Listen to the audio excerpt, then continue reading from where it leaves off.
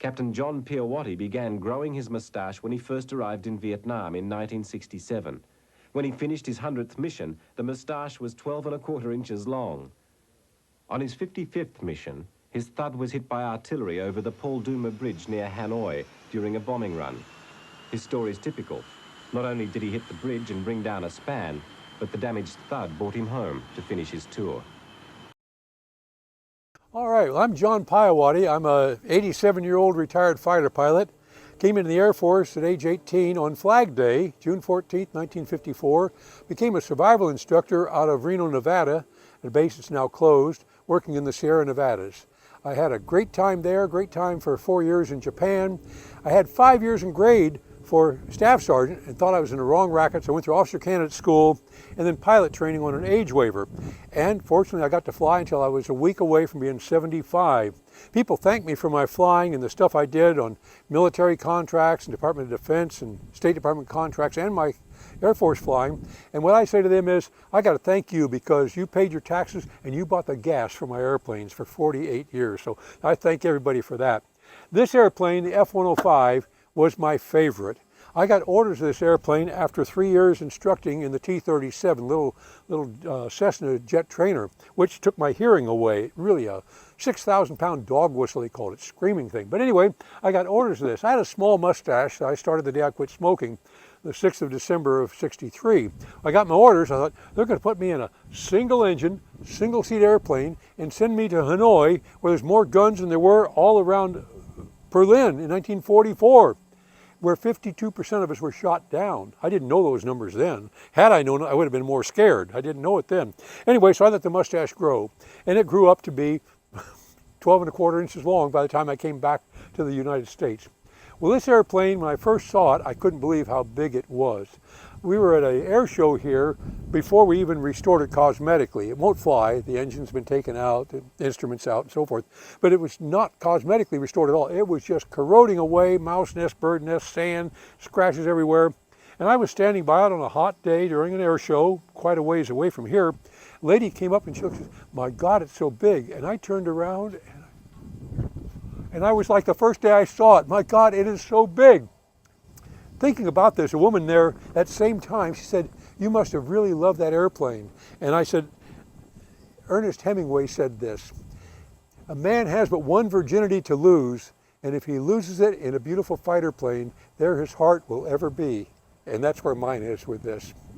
While we're right here, the heart of the airplane is hydraulics. It runs on hydraulics, hydraulic pistons back at the slab at the back, the ailerons on the wing, spoilers, flaps up on top of the wing that help with the roll, the rudder. All that is controlled by engine-driven hydraulic pumps.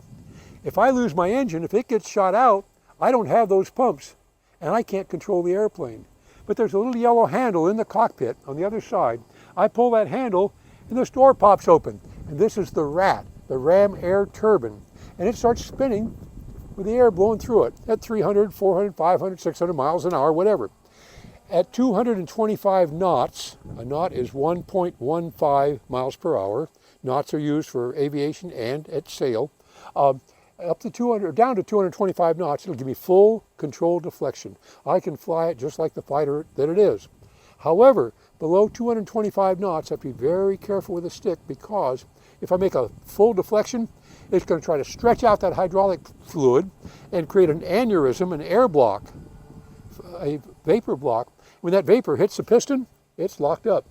And I'm going to have to bail out while my beautiful airplane is going to crash and die. So I have to be very judicious. I never had to use it, even though I did get hit one day back in the tail. But my hydraulic lines were scarred, but not cut through. So somebody was watching me that day. Going around the bird here, we carried, as I said initially, an 8,000-pound nuclear bomb. Huge thing of those days of the 1950s.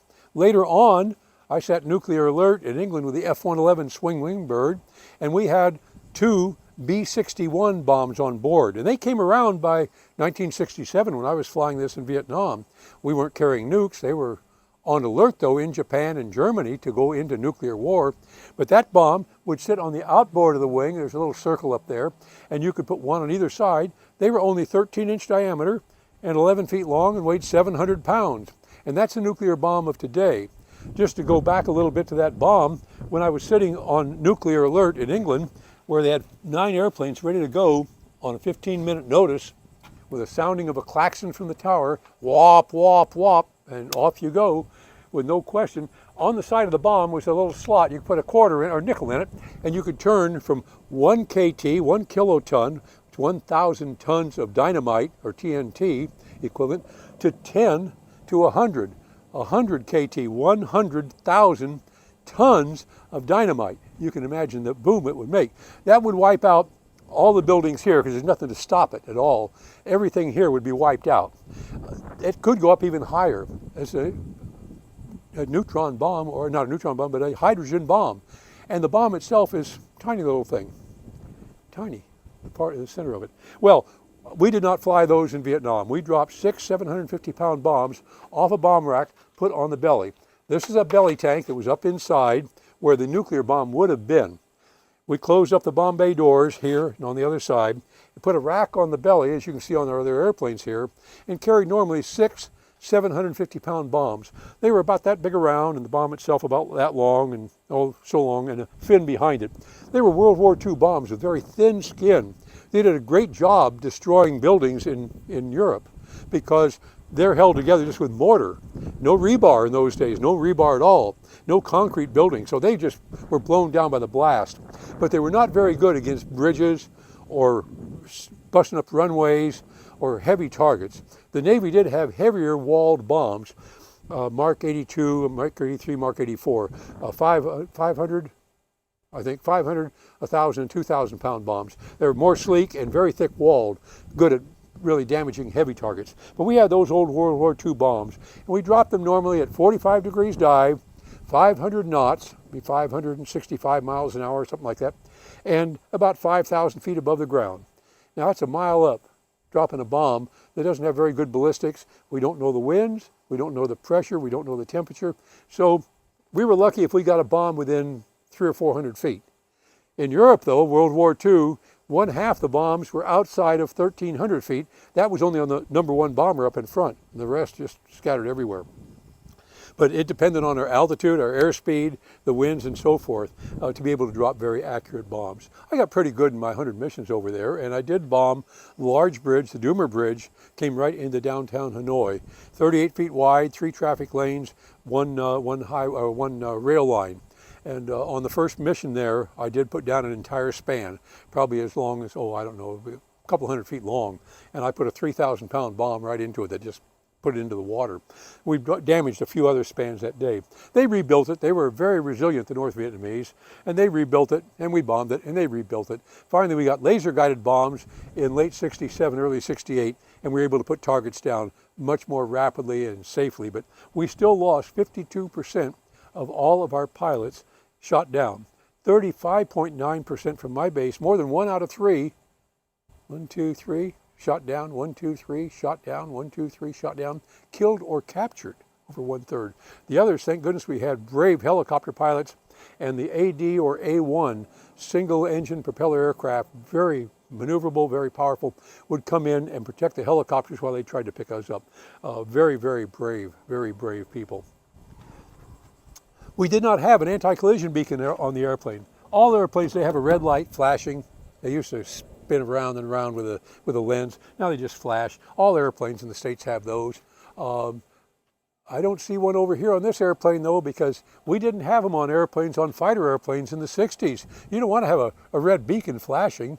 So when we went in, if it was still dark, we would have no lights at all in the airplane except a little blue one here and farther back that you could see from maybe 20 feet away. It was that dim to fly formation in the dark and in the night. The airplane was so stable. I have a tape recording. I had a reel-to-reel recorder that I sat beside me and had it plugged into my microphone cord here, and I could record while going into combat. It recorded all the radio calls. And I'm talking to my mother. I said, it's really hot up here. It's a beautiful day. You can see for miles and miles. Air conditioner is full cold. It's even spitting out ice crystals down here behind me. As I put my hand here, I can feel them coming out. But with the hot sun on my back of the neck, it's still a little warm. I said, I think I'm pretty calm. I'll listen to this later on because I can tell when I light the afterburner and roll in because there's a change in a thing I'll tell you about in the harmonics, and I'll listen to my breathing. And I did later. I'm going,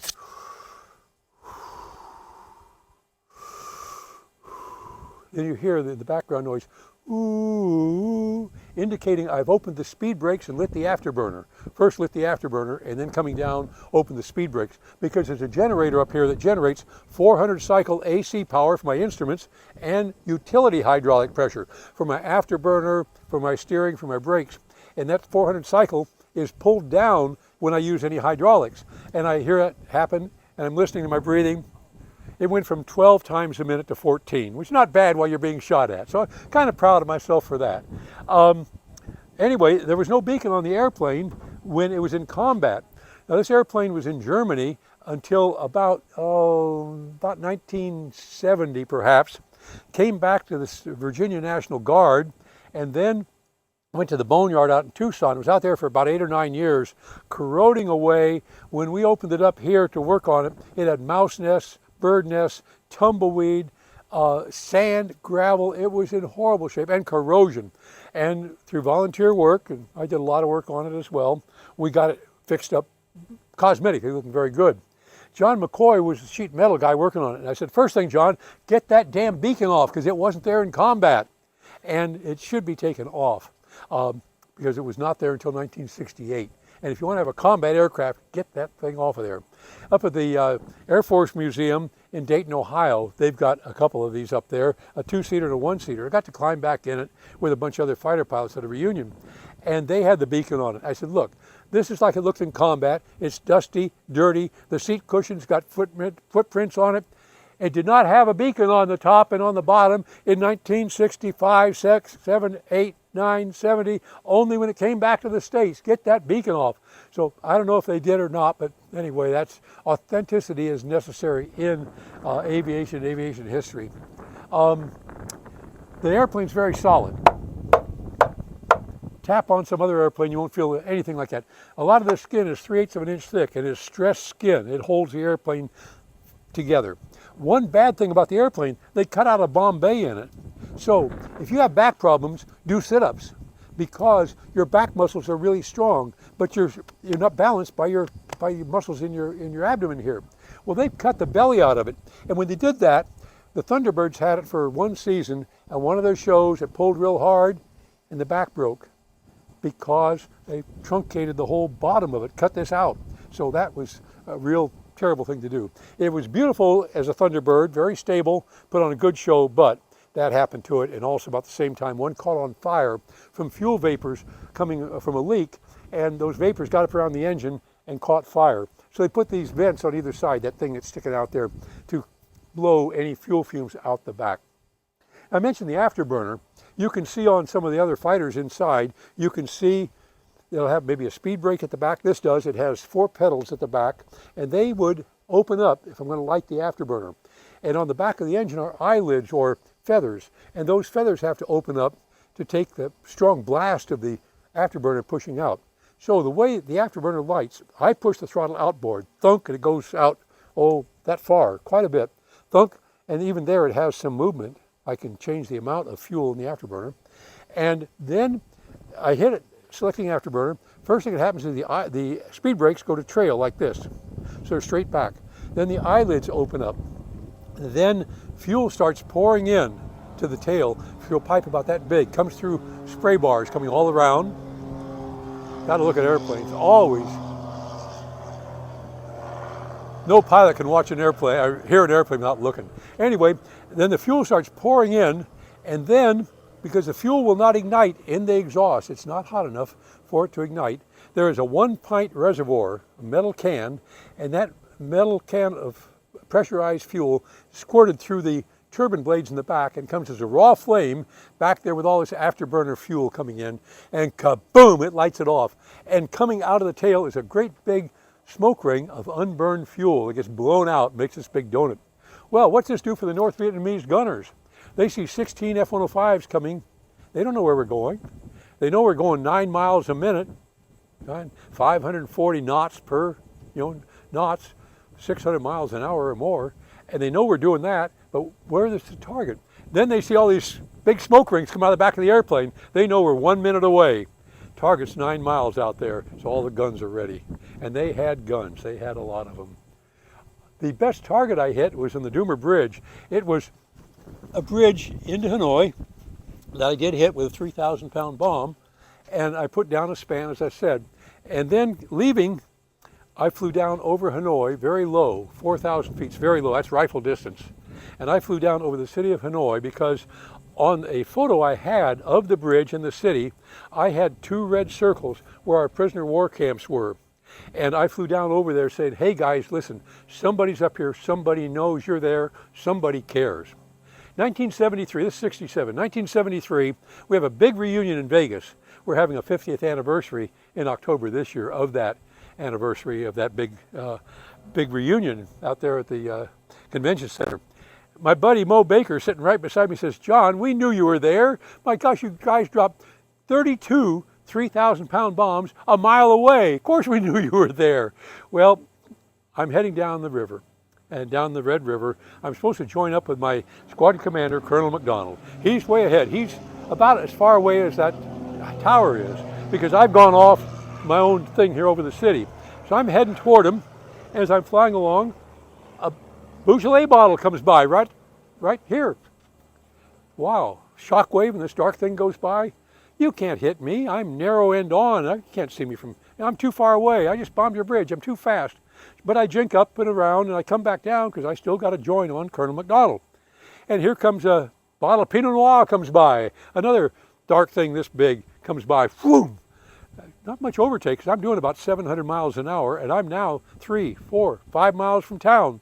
And I jink away and I come back again, and here comes a bottle of Cabernet by. That's what I'm imagining, all these wine bottles. But these things weigh 23 pounds and they're full of tritonol, which is TNT with aluminum powder, and a big slug up in front that's explosive.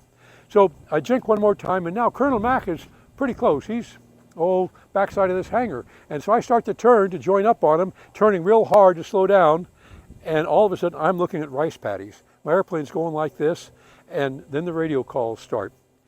Here's what happened. Colonel Mack is in his turn. Mal Winter, buddy of mine, is number 2. He's already joined on the wing because he didn't mess around over the city. He's joined up. He sees me coming in. He thinks I'm number 3. So out of courtesy, he moves over to give me a parking space. And then I come in. Colonel Mack sees me catch fire and thinks I'm 2 because he didn't see 2 move over. 2 sees me on fire and thinks I'm 3. And it goes like this. 3, you're hit, he says. Colonel Mack says, 2, you're hit. 2's hit, 3's hit, I'm 4, I'm hit, everybody's hit, it's gone all to hell. Well, it turned out 3 had gone off in some other direction. He made it home okay. And then Mal over here says, 2's not hit. He recognizes me as number 4 by the nose art that I had on the front of the airplane. It's easier to recognize than the tail number, whatever distinctive nose art was there. He says, 2's not hit. But 4, you're hit, you're on fire, and you're torching a mile of flame, red flame coming out the back. Because what happened when they hit me, and got a picture here, and I'll let Eric see it. I don't know if you can see that, Eric. But they hit me right above the tail with a 57 millimeter cannon shell that exploded. Now, very, very little of it went through the engine afterburner section because it was almost completely expended by the time it hit me. So it just went out in a very broad cone and burned up the tail end. So you guys can see the picture to Sergeant. Huh? You can show that picture. Yeah, there you go. You can pass that around. So all the afterburner fire, all the fire from that fuel, afterburner is blown out, because all the spray bars that are putting that proper spray of fuel in have been all distorted, turned up, just turned it into a mess. But the fuel is still pouring in there, so it's burning in a raw flame out of a pipe about that big around, and it's putting all this out behind. So I know what's happened now because it's on fire in the back. So I turn off my air turbine motor that I was going to tell you about. It's up here. That air turbine motor gave me not only utility hydraulic pressure, which is back there burning, but it also controlled the speed brakes and so forth. Well, I turned this off because it's pumping hydraulic fluid back there, which is also burning. And I got a lot of hydraulic fluid back there around the tail end, and I don't want that to be burning. So I turn it off, but the fuel is still pouring out and burning. So now I have to take my afterburner, my throttle, and pull it in. It doesn't shut anything off because everything's frozen back there. I have to pull it back to 85% on the regular engine, which is almost stopped. It's just about idle. To make it shut off mechanically, it turns the valve off to stop that big pipe. And then Mal says, fire's going out, stick with it, John. Now you want to say something really cool when that happens. Something like, tell Lori I love her. Tell Mom I won't be home for the harvest this next fall. Something like that, you know, good country song. All I could think of to say was, no sweat, guys. This is the best damned airplane in the world. And I really believe that. It was only this year that I got 2 volumes of all the F-105 losses. We made 833 of them. Half were shot down in Vietnam, but not half were there yet, so it's worse than half. And I found out that out of 833, 613 were lost to accidents and combat. One reason or another, pilot error and so forth. We lost 74% of the airplanes. Turns out this was my beautiful, lovely F-105 Thunder Chief, my Thud.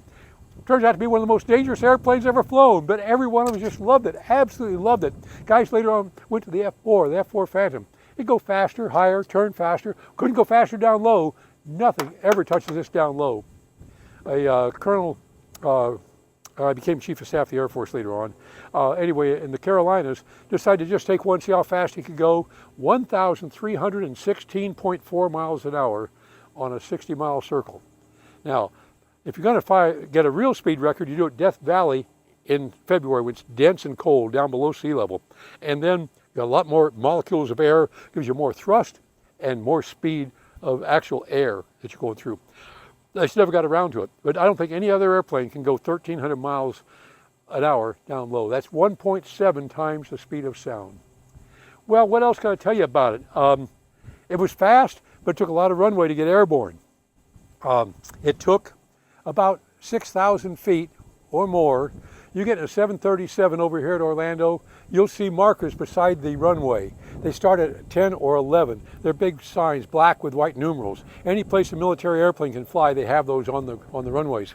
And you'll see that you're at 10 when he starts to take off. Look outside, you'll see when he gets airborne, he's got 6,000 feet remaining. 4,000 feet takes off with a full load. It took us 6,000 to 7,000 feet to take off in the conditions we had in Thailand. Very hot, humid, low pressure, not much wind. It took off by raising the nose at 183 knots, 200 miles an hour. We lifted the nose. It got airborne at 220 miles an hour. Then we would raise the gear, raise the flaps on the wings, get up to 350 knots for the leader. He'd come out of afterburner, start a turn. We get up to the next guy 400, next guy 430, 440. The last guy maybe 450 miles an hour to join up, and we all join up, look each other over, then head north to our targets. Heading north, after about an hour, 400 or 500 miles, we would meet up with a tanker either over the Gulf of Tonkin, outside of the DMZ, out over the water. And by the way, while I'm here, that's called the pitot tube. It's named for some French guy. A lot of words in aviation come from the French. Empennage, the back end, ailerons from the French, pitot tube from the French. I can't even reach it up here, and normally it'd be even higher. This cover would come off, and that reads your airspeed by the pressure of air going in, and it shows on a dial on the inside. We refueled going into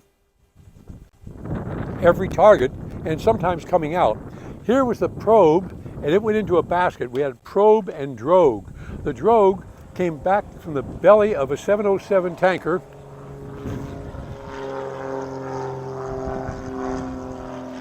Love airplanes, gotta look.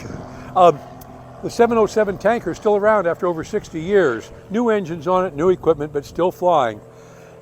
Boeing is making a new tanker, the KC-46, and the boom operator, instead of lying on his belly in the back where you can see us, is sitting up front sideways with a bunch of TV screens and supposed to be able to refuel my fighter or my daughter's C-130 that she flies over here. It's not working well, and Boeing and the Air Force should just cut it off and put a boom operator in the back where he belongs. Anyway, a boom comes out of the back of the tanker. The boom operator is lying down watching us as we come in. On the end of the boom is an 8-foot hose.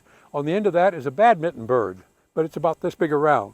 Doesn't look that big when you're trying to poke that probe into it, especially when as you get close, it starts bouncing around and trying to move away.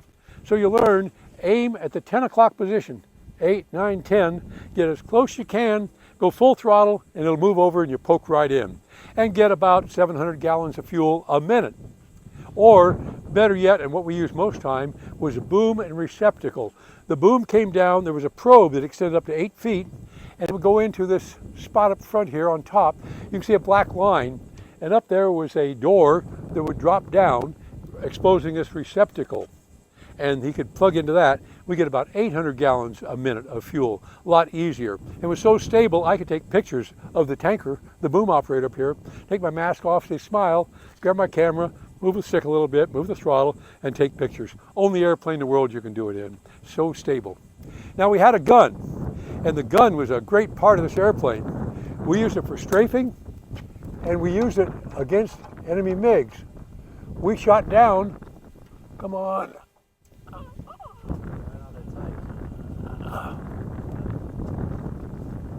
Got it.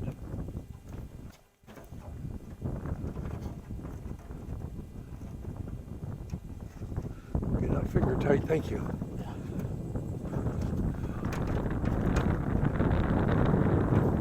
Okay, take that one out.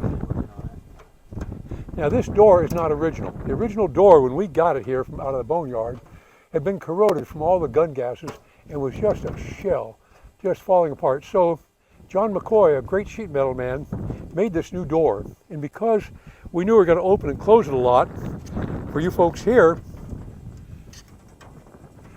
he put another panel on the inside just to make it stronger. So this did not exist. These were open louvers. This is the cannon made by General Electric. The first ones were electrically operated. This is operated off that utility hydraulic pressure from that air turbine motor on the other side that generated my 400 cycle AC 115 volt power, and utility hydraulic pressure for the cannon, for the landing gear to work, for the nose wheel steering, for the brakes, for the eyelids on the engine and the speed brakes. All those things came off of that air turbine motor on the other side. And especially the gun operation was hydraulic. We fired 20 millimeter cannon shells. This is an API, armor piercing incendiary. This is a tungsten alloy, very, very hard. In the back here was a pyrotechnic charge to make things catch on fire, spark. This one was either a tracer or, gotta think about this, or just incendiary, okay? I don't know which is which. This was a dummy round which carried, when you had the airplane loaded with ammunition, you're going to fly it somewhere where you don't want to shoot the gun, take it to a repair facility or something, fly it within the States. You had to keep that magazine full. It was filled up always with bullets, either from a hand crank device that would de-link the shells and put them one at a time into the magazine on the other side, and it would be filled up with active ammunition. Well, now you're going to fly it from here to Seattle. You don't want a live gun, so you put in 1,029 dummy rounds. And as each one of those goes in, one comes spitting out. And they got a big basket full of 1,029 live rounds as all these others go in. They're on links until they go in, and the links are pulled off. This is a target round here, and all they did was make a hole in a target. Actually, when you're shooting today, if you're shooting at a ground target, they don't count holes in the target. You got an acoustic scorer that can tell if the bullets hit the target acoustically. And if you're shooting at a dart that's being pulled on a couple 1,000-foot long cable, a big aluminum dart, it registers the impact against the dart by tension on the cables as the bullets hit. And that tensiometer up in the airplanes towing the cable and towing the dart can read how many hits you get. Well, she fires at 6,000 rounds a minute. That's 100 a second. Brrr. That's 100 bullets. And a couple of them will kill a tank. There's going to be a soft spot somewhere in a tank. And it'll sure take down another airplane. We shot down 27.5 MiGs. How do you get a half MiG? F4 and one of these guys was shooting at the same time, and they gave each half a credit. We lost 7. So we had a 4-to-1 kill ratio with this airplane against that one in there, that MiG-17 inside, or just on the other side. Real pretty silver and red. which was much more maneuverable. And we're carrying bombs and fuel tanks. But they made the mistake of getting in front of us. Now, we killed 27 and a half of them. The MiG-21, much faster, I'm going to get a little shade here, guys, much faster airplane, would sit up at 30,000 feet and come in through our F-4s who are protecting us, just dive down through us and fire a missile. They shot down 14 of us and we didn't get one of them because they would dive away to an airfield that Johnson and McNamara wouldn't let us hit, or into an airfield in China. Well, the gun, as I say, fires that speed.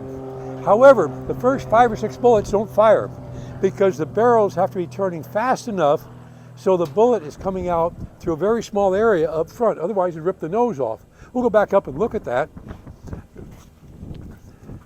The barrel turns at full speed from when the bullet is fired. Bullet's up in here, and the barrel turns 55 degrees before the bullet comes out up here. And if it's going too slow, the bullet's going to come out up here and rip the nose off. So it's got to fire so that the bullet comes out between about here and here. The same on the F-16, the F-18 in there.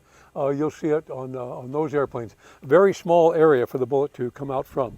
So the first 5 or 6 do not fire at all. They go right back to the other side, back to the magazine. Magazine's always full, either of live bullets or empties. Now, 3 reasons to keep the empties over there. 1, it's a full system. You got to have something pushing all the bullets ahead of it. That's why it keeps in there. Also, you can't have the bullets, the empties, coming out and going in the intake and kill your engine. Number 2 or 3 maybe, keep some of the weight forward. They go back forward over here on the other side. And next, you know anybody that's ever been in a combat zone, they come back with a big bronze coffee table, with bronze candlesticks, with a service for 12 of bronzeware. Where do you get the brass? When they pump in new bullets, the old ones come out, the empties come out, and they go off to the salvage yard, and some metalsmith buys them and makes all these souvenirs for us. So I told you that it fires at 6,000 rounds a minute. You come back this way or up in front, and you see the barrels turning. We got a battery here, but it's getting pretty low, so the barrels turned a lot faster than this, but that's what they did. And the bullets, after they were fired, went back to the other side through a conduit that was sort of flexible.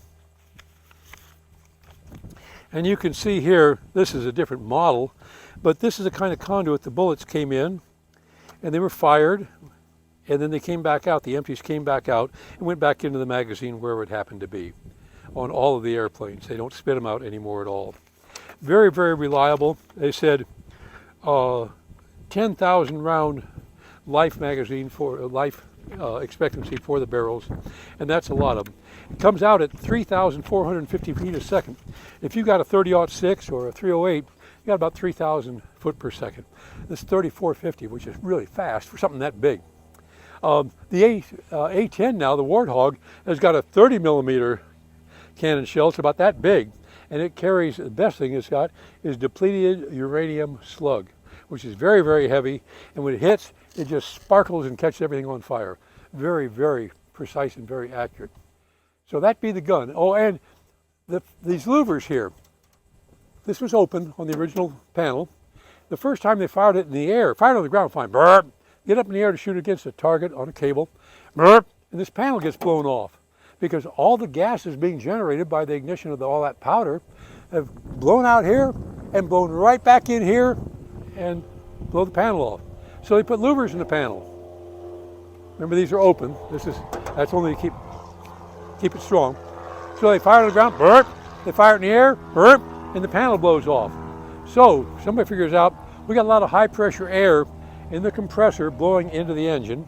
We'll take 8 stages of compression, so it's very high pressure air, and we'll funnel it up here. As soon as I hit the trigger, the first 5 or 6 bullets don't fire, but it starts letting that air, that high pressure air, come here and blows it out of the louvers and creates a venturi, a low pressure, so it sucks the gases out just fine. Okay? All right, let's put these screws back in. Some of the docents have left the door down. That's why the guy in charge of our displays had put them in real tight. So even though I brought these screws out and left them loose, he wants them in tight for people that don't know how to put things back. Come on. There we go. Anybody got any questions up to this time? Took me 6 months to get my 100 missions, a lot of refuelings, and a heck of a lot of fun. Yeah, you can feel some of this that's not as tough as some other parts, but she's a tough, tough airplane.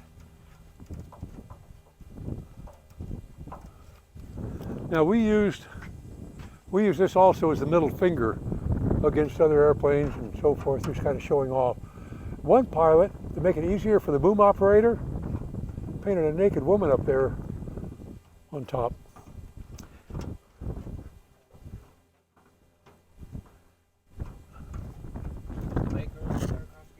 Pardon me? Who's the maker? Republic Aviation, same ones that make the A-10. Let's see, back here, the airplane was in Germany, as I said, at Bitburg Air Force Base, sitting nuclear alert.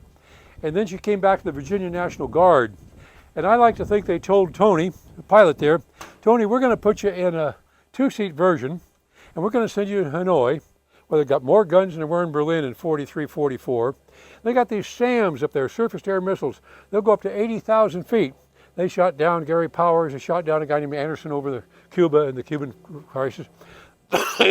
You can only go to 50,000. They go up to 80,000 feet at 3 times the speed of sound. And they're directed from the ground by radar or visually, so they can see you and track you. What you're supposed to do, when they start looking like they're aiming at you and you see these strobes and hear these noises, you're supposed to pull up and start going slower and slower. When they fire at you, you keep on going, you send a missile back at them. You got to stay up there because that missile is going to track in on their directional signal. They send a signal to make this thing go right, left, up and down by radar or visually. And if they shut that signal down, your missile goes ballistic and might miss. So you got to stay up there till it almost hits you and then dive into it and dive away. And he says, YGBSM.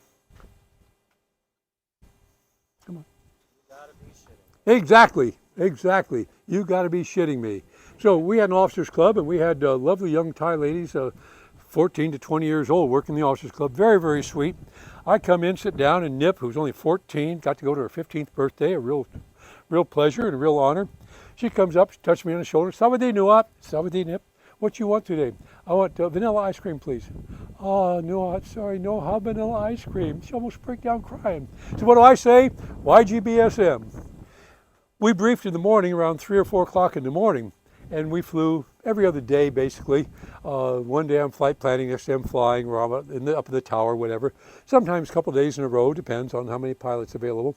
And I'm sleeping in a little hooch. We had 8 guys sleeping in this little Thai shack. 1 air conditioner. That guy was plenty cold, except when iced up. And then we were all hot. Anyway, I'm up at the end of the room next to the door and the telephone. 2 o'clock in the morning, the phone rings. It's 445 Piowaty.